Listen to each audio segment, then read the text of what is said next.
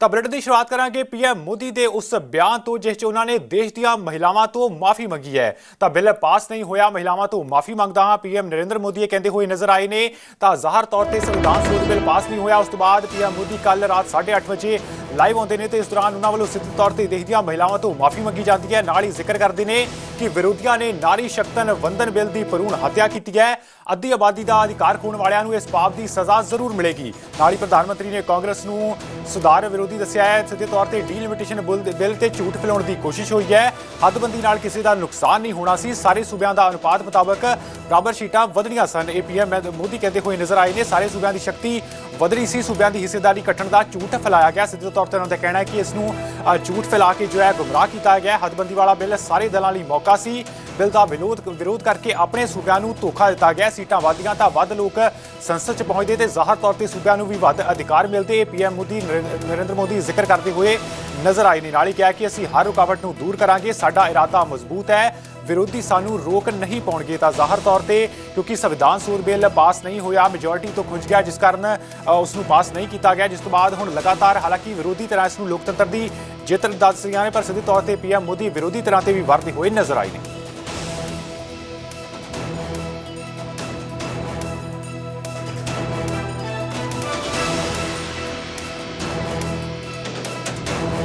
के बावजूद हम सफल नहीं हो पाए। नारी शक्ति वंदन अधिनियम में संशोधन नहीं हो पाया और मैं इसके लिए सभी माताओं बहनों उनसे मैं क्षमा प्रार्थी हूं। साथियों, हमारे लिए देश हित सर्वोपरि है। कांग्रेस, डीएमके, टीएमसी और समाजवादी पार्टी जैसे दलों की स्वार्थी राजनीति का नुकसान देश की नारी शक्ति को उठाना पड़ा है। साथियों, कल देश की करोड़ों महिलाओं की नजर संसद पर थी। देश की नारी शक्ति देख रही थी। मुझे भी ये देखकर बहुत दुख हुआ कि जब ये नारी हित का प्रस्ताव गिरा तो कांग्रेस, डीएमके, टीएमसी, सपा जैसी परिवारवादी पार्टियां खुशी से तालियां बजा रही थी। महिलाओं से उनके अधिकार छीनकर ये लोग मेजें थपथपा रहे थे। उन्होंने जो किया वो केवल टेबल पर थाप नहीं थी, वो नारी के स्वाभिमान पर, उसके आत्मसम्मान पर चोट थी। परिसीमन के बाद महिलाओं के लिए कहीं ज्यादा सीटें होगी, महिलाओं का कद बढ़ेगा। इसलिए इन लोगों ने नारी शक्ति वंदन संशोधन का विरोध किया है। देश की नारी शक्ति कांग्रेस और उसके सहयोगियों को इस पाप के लिए कभी माफ नहीं करेगी। आज भले ही बिल पास कराने के लिए जरूरी 66% वोट हमें नहीं मिला हो, लेकिन मैं जानता हूं देश की 100%, 100% नारी शक्ति का आशीर्वाद हमारे साथ है। मैं देश की हर नारी को विश्वास दिलाता हूं, हम महिला आरक्षण के रास्ते में आने वाले हर रुकावट को खत्म करके रहेंगे, हटा करके रहेंगे। हमारा हौसला भी बुलंद है। हमारी हिम्मत भी अटूट है और हमारा इरादा भी अड़िग है।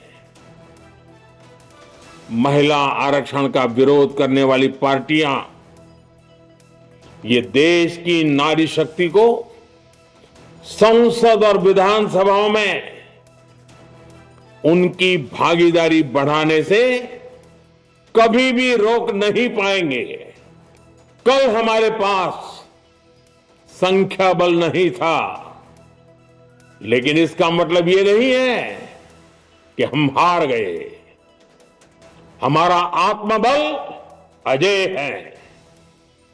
हमारा प्रयास रुकेगा नहीं, हमारा प्रयास थमेगा नहीं।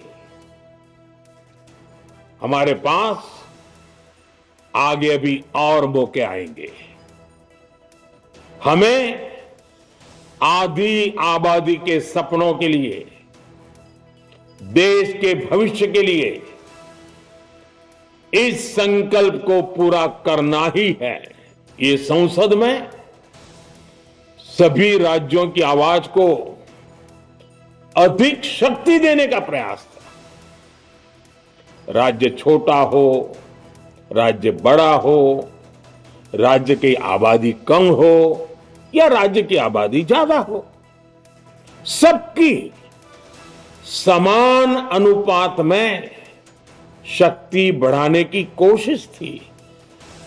लेकिन इस ईमानदार प्रयास की कांग्रेस और उसके सहयोगियों ने सदन में पूरे देश के सामने भ्रूण हत्या कर दी है। भ्रूण हत्या कर दी है। ये Congress, TMC, Samajwadi party, DMK जैसे दल इस भ्रूण हत्या के गुनहगार हैं। ये देश के संविधान के अपराधी हैं। ये देश की नारी शक्ति के अपराधी हैं। साथियों, कांग्रेस महिला आरक्षण के विषय से ही नफरत करती है। जो देश का प्रधानमंत्री बोल रहे हैं वो प्रधानमंत्री की हैसियत से नहीं, एक प्रचारक के नाते वो बोल रहे हैं। और मैं पूछना चाह रही हूँ, इलेक्शन कमीशन क्या कर रही है?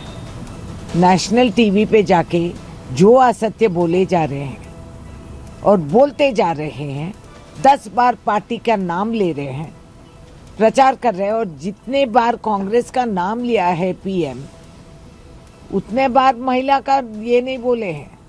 आप गिनती करिए, कांग्रेस जपते हैं कांग्रेस को। और ये नारी शक्ति बिल कहाँ थी?